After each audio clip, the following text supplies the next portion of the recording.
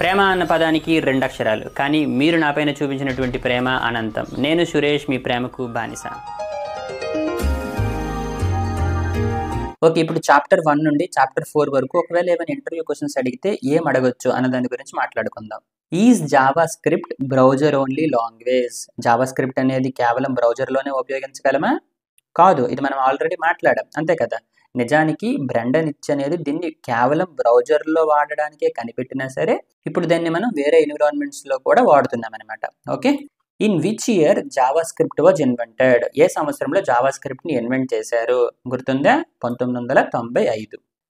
Name of the JavaScript engine used by Google Chrome. Google Chrome ఏంటి? అది browser అనమాట. So ఈ యొక్క గూగుల్ క్రోమ్ బ్రౌజర్ ఏ జావా స్క్రిప్ట్ ఇంజిన్ని ఉపయోగిస్తుంది?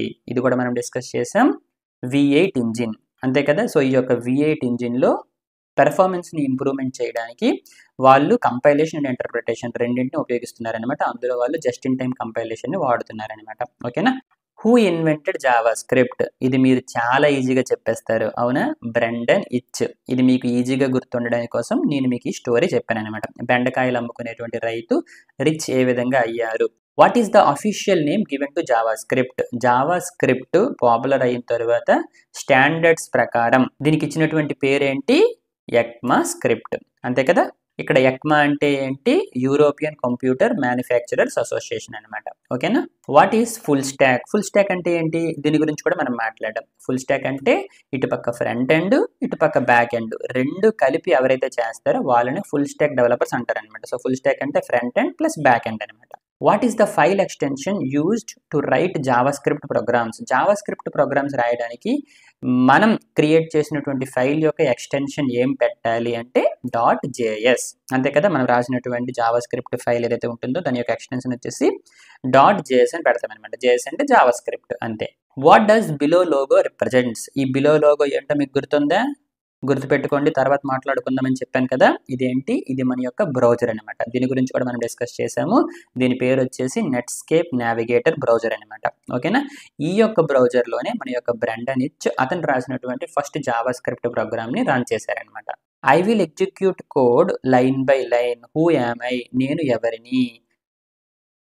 నేనంట కోడ్ని లైన్ బై లైన్ ఎగ్జిక్యూట్ చేస్తానంట. మరి నేనెవరు?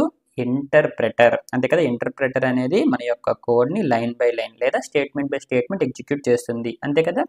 సో మన యొక్క జావా స్క్రిప్ట్ కూడా ఇంటర్ప్రెటెడ్ లాంగ్వేజ్ అనమాట. సో దాన్ని మనం ప్రూవ్ కూడా చేసాం. సో అందుకోసం మనం ఈ కోడ్ రాసాం అండ్ ఈ కోడ్ని మనం రన్ చేస్తే ఇలా వచ్చింది అనమాట. ఇక్కడ మీరు చూసుకుంటే ఫస్ట్ లైన్లో ఉన్నటువంటి సురేష్ టెక్స్ట్ ప్రింట్ అయింది, సెకండ్ లైన్లో ఉన్నటువంటి 1 ప్రింట్ అయ్యింది, థర్డ్ లైన్లో మనకు ఒక ఎర్రర్ ఉందన్నమాట. ఎందుకంటే ఇక్కడ ఈ అనేది లేదనమాట, అందుకోసమే ఇక్కడ మనకి ఎర్రర్ చూపించింది. ఫోర్త్ లైన్లో ఉన్నటువంటి స్టేట్మెంట్ అనేది ప్రింట్ అవ్వలేదన్నమాట. ఎందుకోసం అనుకోనంటే ఇంటర్ప్రెటెడ్ లాంగ్వేజ్లో స్టేట్మెంట్ బై స్టేట్మెంట్ ఎగ్జిక్యూట్ అవుతుంది. ఎక్కడైనా ఎర్రర్ వస్తే అక్కడతో ఆగిపోతుంది. ఆ తర్వాత ఉన్నటువంటి స్టేట్మెంట్స్ అనేవి ఎగ్జిక్యూట్ అవ్వవన్నమాట. ఓకే కదా. సరే, ఇప్పుడు మీరు ఎప్పుడెప్పుడు అని ఎదురు చూస్తున్నటువంటి మన యొక్క ఫస్ట్ ప్రోగ్రామ్ని అయితే రాద్దాం. కానీ దానికన్నా ముందు అది రాయాలి అంటే ఫస్ట్ మనం విజువల్ స్టూడియో కోడ్ని ఇన్స్టాల్ చేయాలన్నమాట. ఓకే, విజువల్ స్టూడియో కోడ్ అంటే ఏమీ లేదు. ఇక్కడ మీరు చూసుకోండి, ఇప్పుడు నేను ఇవన్నీ రాస్తున్నాను కదా, ఇది విజువల్ స్టూడియో కోడ్లో రాస్తున్నాను అనమాట. ఓకేనా. ఇక్కడ మీరు చూడండి, ఇది విజువల్ స్టూడియో కోడ్ అనమాట. ఓకే, సో ఇప్పుడు దీన్ని మనం ఇన్స్టాల్ చేసి ఆ యొక్క విజువల్ స్టూడియో కోడ్ని ఏ విధంగా ఉపయోగించాలి అన్న దాని గురించి కూడా డిస్కస్ చేసుకుందాం. చిన్న బ్రేక్, చిటికలో వచ్చేస్తాం.